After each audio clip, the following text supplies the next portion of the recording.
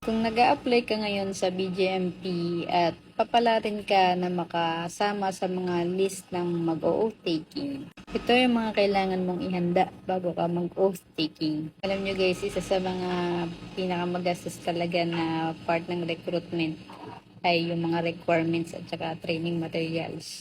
So, kailangan mo talaga ng pera dyan. At least, siguro mga 15 to 20,000. Sa requirements kasi, gagastos ka ng siguro mga 4 to 6K. Depende kung anong klase kang applicant. Kung single ka ba, or married with children. Pag meron kang mga previous government service, yan, additional din na requirements yan. Ang paper requirements kasi guys ay kagaya lang din dun sa initial folder.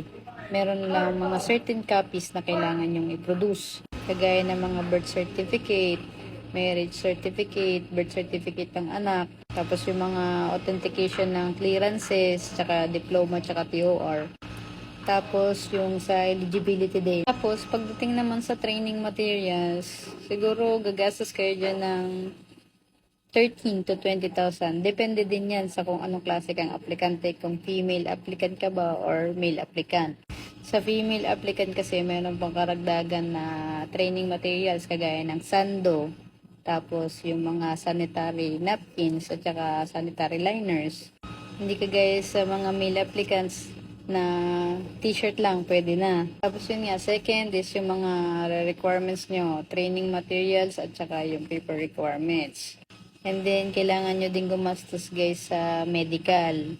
Especially kung meron kayong mga kailangan i-comply, kagaya sa mga ngipin. Kapag pinalad kayo na makapag-oath taking, expect nyo na 2 to 3 months pa kayo bago makasweldo. Swerte na kung 1 month meron na.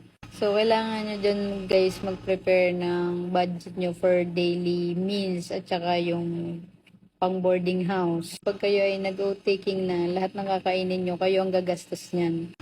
Kahit naman sa training center, ang mess doon ay trainee din ang nagbabayad. Kaya mag-prepare kayo ng pangbayad nyo ng boarding house at saka pang daily mess nyo. Di pa kasama dyan kung medyo tamad ka maglaba, magpapalaundry ka. So, all in all, kailangan nyo talaga dyan pera.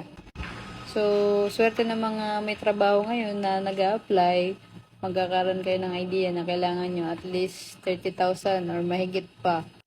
Kasi ako noon, may trabaho na ako noon na nagkaroon pa rin ako ng utang. Kaya yung naging sahod ko noon, yung 1/4 noon, pinambayad ko lang din sa utang. So, sana nakatulong tong video na to sa inyo para magka-idea kayo kung magkano kailangan yung ihanda pag naging GO trainee na kayo.